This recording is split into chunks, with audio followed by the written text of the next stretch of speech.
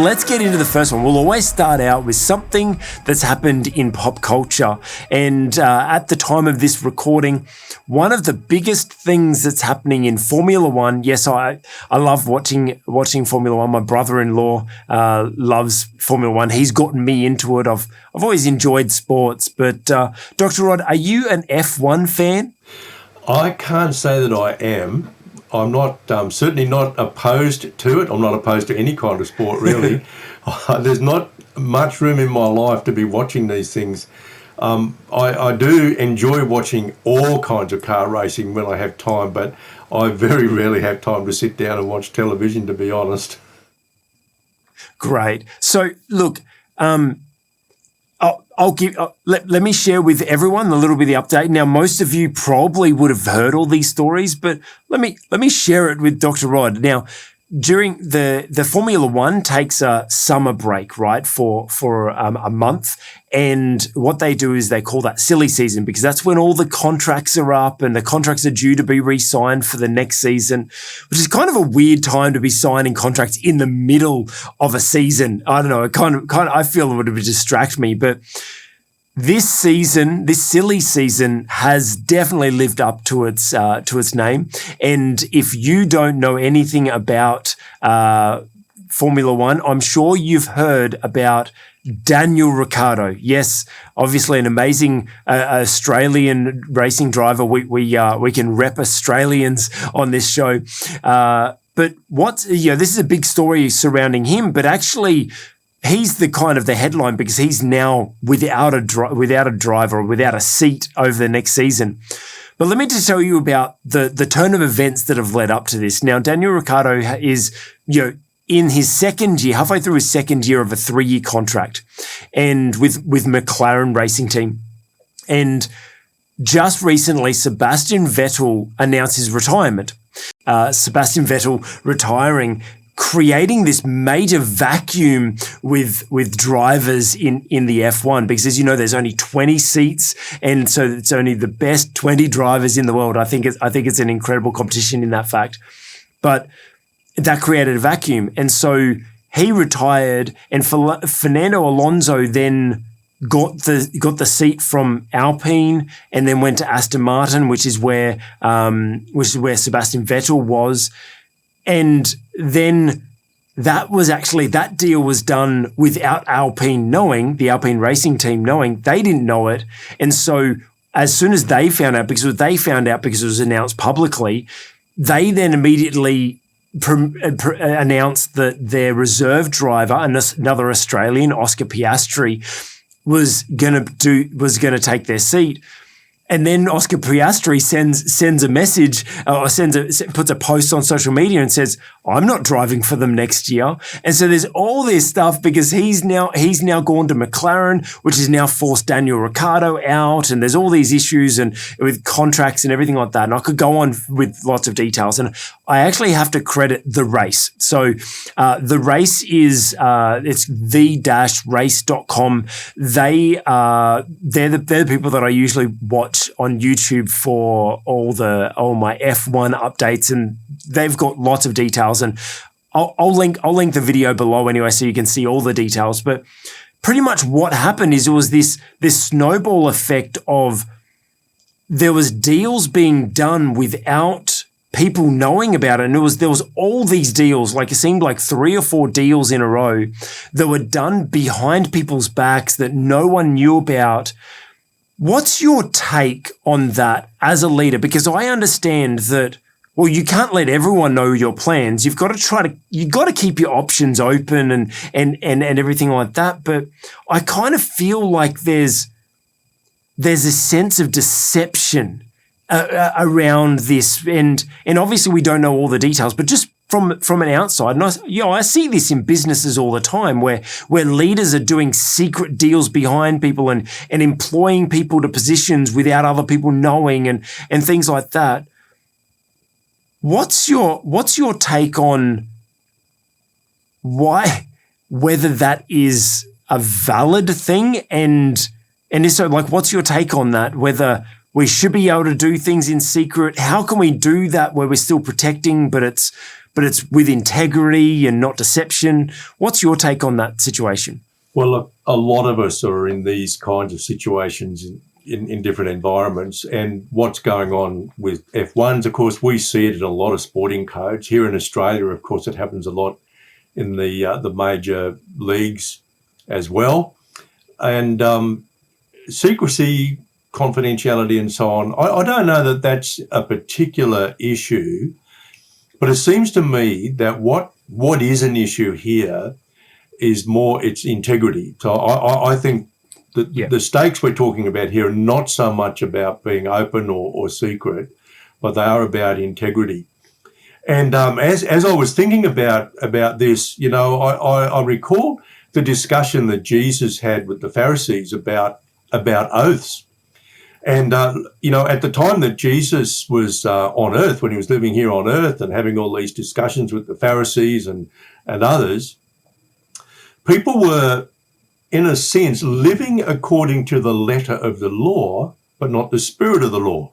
So, for example, it was quite common for people to swear an oath by heaven rather than by God, because they thought, if I swear the oath by heaven, I kind of can wriggle out of it if I need to. But if I swear an oath by God, then according to the letter of the law, I'm stuck. I can't get out of it.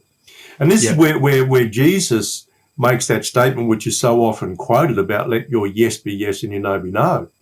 In other words, he was saying, listen, you've got to have integrity when you're making an oath, or in our case here that we're talking about now, when you're signing a contract. So I think the real issue actually is in business, in the context such as we're talking about here, in sport, which is a business, of course. I think it's the entertainment business that most sports are involved in these days. But, you know, you're talking about contracts, you're talking about personal commitments and so on. So I really actually think that what we need to consider is, what does it mean when we say yes or no? Yeah, that's really good. Are we going to stand by our yes, even if it might cost us personally, at least in the short term?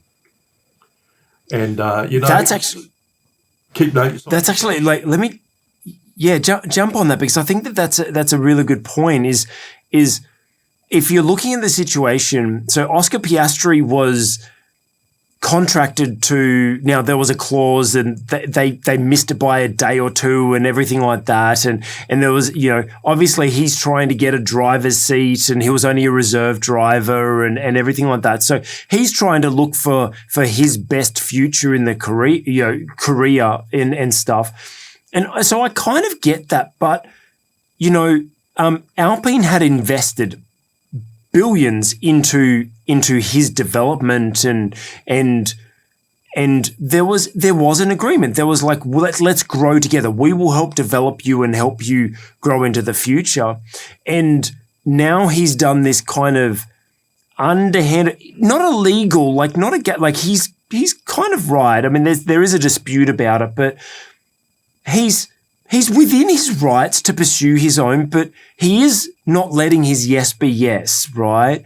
And yeah, look, I think, and although he's chasing that benefit of a seat right now, he's now going to be known as that person that his yes isn't yes. And kind of going on the point of Daniel Ricciardo, if you actually look back, before, like when he left Renault and came into McLaren, he kind of did the same thing. It was an underhanded thing. He left before he was meant to and all that sort of stuff. And it's kind of funny that, I suppose, you know, some people call it karma or whatever. It's like, well, he was kind of sneaky and deceptive of his way out of there and into McLaren. And it's now he's been deceived on his way out. And it kind of reminds me of like when we first planted the church campus, and you knew me very well. I was living with you then.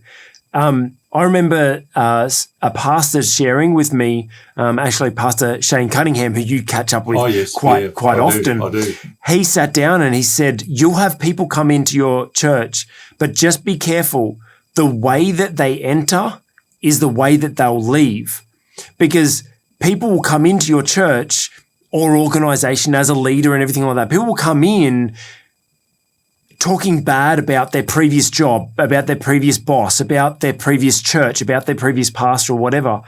And he said, guaranteed, if they enter into your organization talking bad about the people that they just left, guaranteed they will be exiting your organization talking bad about you and complaining about the exact same things with you, which I saw time and time again. And it kind of seems like Daniel Riccardo's living that out now, and Oscar Piastri's kind of setting himself up for that. What's your sorry, I did cut you off on that. It's a reflection of, if you like, the worldly system, where we get focused on what's legal and we don't ask the question, what is right? And I think we might touch on this a little later on too in some other context. Yes. Now, I've often said to people, listen, you do what is right because it is right, not because you might be rewarded. Yep.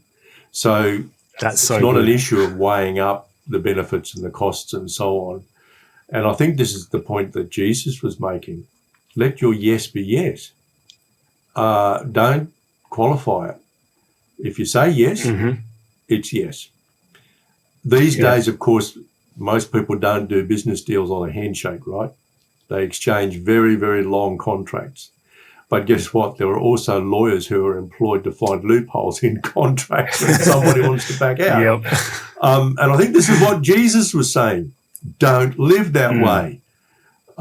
There's a better way to live.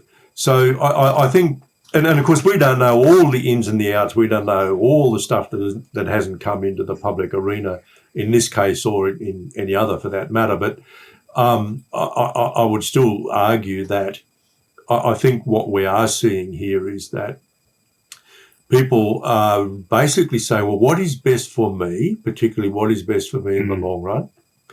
And the worldly system would say, actually, that's okay. Most of the time, it's okay to do what's best for you. You'll hear that advice often, do what's best for you. And that's one of the outcomes of the kinds of philosophy that we live by out there in the world, because the world really teaches that I am the most important person, and therefore my needs that have to be met, and it's my future that is the most important, and so on. And I think that is what then provokes us to look for the legal loopholes or whatever. I think it diminishes us a little bit, and if we want to maintain our integrity as Christians, we really need to avoid that kind of thing if we possibly can. But doing the right thing will often cost us, and we might not actually be compensated in this life. We might not see that compensation until eternity. But we always need to ask ourselves this question: what is the right thing to do in these circumstances? And regardless of what your contract says, even though you might legally be able to wriggle out of something part way through, if you've said, look, my intention is to be here for 3 years or whatever, then if you came to me for advice, that's what I'd be saying. Well, let's sit down and work through what is the right thing to do. And even if the right thing costs us, let's do the right thing. That's good. That's really good. Let your yes be yes, and let's live to our word. That's right. Not just a contract. And you'll find that discussion, it's an interesting discussion that Jesus had there with the Pharisees, and it's in Matthew chapter 5 if you want to go and have a look at it. Hey, you just watched an excerpt from our On the Cube Leadership podcast. If you'd like to see the full episodes, check out our YouTube channel and consider subscribing.